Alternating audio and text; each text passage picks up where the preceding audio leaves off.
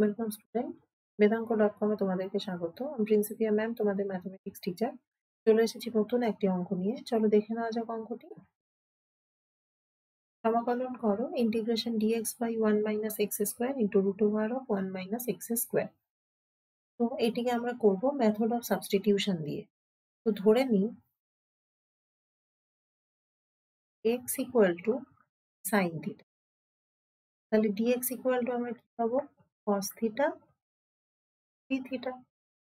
এবার আমরা value put করছি, কি হবে? cos theta d theta by 1 minus sin square theta into root over of 1 minus sin square theta।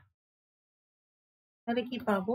Integration cos theta d theta 1 minus sin square theta মানে cos square theta, আর এটাকেও আমরা লিখতে পারি cos theta।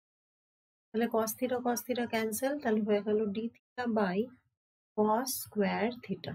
তাহলে cos square x square theta, তাহলে integration x square theta d theta। x square theta integration হয় কত? tan theta। tan theta plus c। c যেখানে কি না, c হচ্ছে ইন্টিগ্রেশন কনস্ট্যান্ট।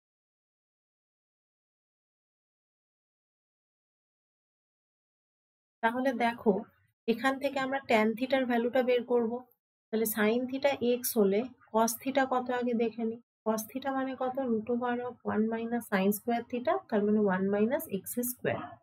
তাহলে tan থিটার ভ্যালু কি পেয়ে যাব? sin theta by cos theta মানে x by root over 1 minus x square. তাহলে লিখতে পারি দেখো x by root over 1 minus x square plus C হয়ে গেল। থ্যাংক ইউ ফর ওয়াচিং বেদাঙ্ক.com। আরো নতুন নতুন অঙ্কের সমাধান পেতে অবশ্যই বেদাঙ্ক.com ব্রাউজ করুন।